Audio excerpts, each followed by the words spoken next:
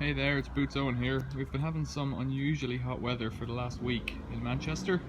The grass, while it's still quite green in the front here, it's beginning to dry out and I haven't been watering it, but I have been watering all my pots because I don't want them to dry out. Some of them have herbs in them, some of them have flowers and lavender and whatnot.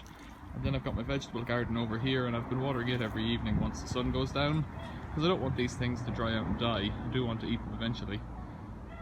Tomatoes, fennel, some lettuce, some edamame beans, things like that, and the herbs over here.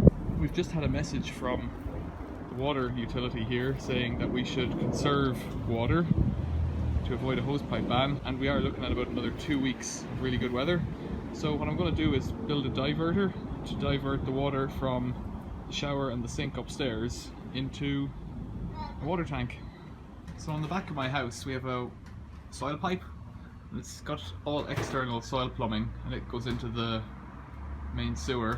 You've got the toilet coming down here and you've got the sink and the shower. And I was looking at this thinking, well, all I need to do is turn this T-piece around and have a leg coming over this way and it'll go across the window, but because it's temporary it doesn't really matter.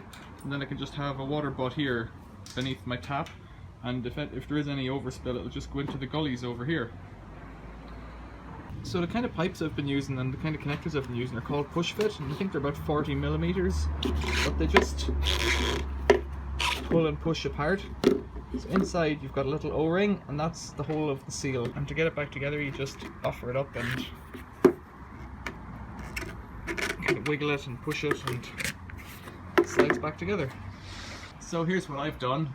I've just reversed that T, or turned it around, so that it shoots everything down into this pipe, which goes over here and goes into, at the moment it goes onto the ground, but it will go into that blue bucket, and that will save a little bit of water from the showers and the sink upstairs.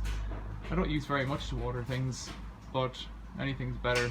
So my motivation here is purely environmental. Because we pay water rates, we just pay a fixed amount every year for the water that we use. We don't pay on a meter. We don't, if we use more or if we use less, we pay the same amount, and that's just based on the size of our house. So there's no real benefit to doing this other than my own personal satisfaction of having used 2 little elbows and 2 pieces of pipe I had lying around and saving, I don't know, a few litres of water over a few weeks. So just to finish it off, I've tied a piece of wire onto a screw in the wall to prop up the pipe, and up here I've put a bend upwards on this old pipe and put a plastic bag in the end just to stop any smells coming out. There really isn't much to it. Really isn't much to it at all. And then that diverts down there across the window. So that's it there. Nothing much to it really. So here's the bucket I'm going to use at the moment. It's just a small barrel that I can get a bucket into to scoop out the water. Pipe goes up and over, and there's the arrangement up there. The other thing I might do is divert the waste from the kitchen sink here into another bucket. That again would just overflow into the drain below. And that might again save a little bit more water because a lot of hand washing is done in the kitchen sink. You could of course do a far more elegant job, but because it's only here for 2 weeks, I really can't be bothered. If I was going to do it permanently, I'd have special fixings to hold the pipe in place and tidy it up a bit, and maybe have that one coming this way and then down there and then straight down and then over underneath the deck or something like that. I would also get a much bigger water butt, but for the time being I'm just going to see how it works out.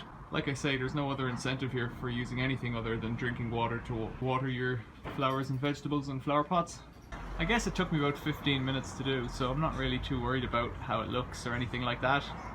I didn't even cut the pipes because I have them as spares and left over from jobs, and if I cut them then they won't fit as many applications in the future, so when I can just use them as they are without cutting them, makes the job easier in the first place and saves them for later whenever I revert back to what I had before after all of this work. I've just gone upstairs and washed my hands, and this is from hand washing. There's about, what would that be, 3 inches of water in there, so after a shower I'm expecting this to be almost full. We don't have any water saving shower devices or anything here, we just use regular mains pressure showers. But as I said, there's no real incentive to do it, so it'll be interesting to see how much water builds up and how quickly, because where I have it I could easily get a big water butt fitted in here, but I just have never had the need to, given that I've got a faucet or a tap, an outdoor tap and a hose. So yeah, we'll see how it goes.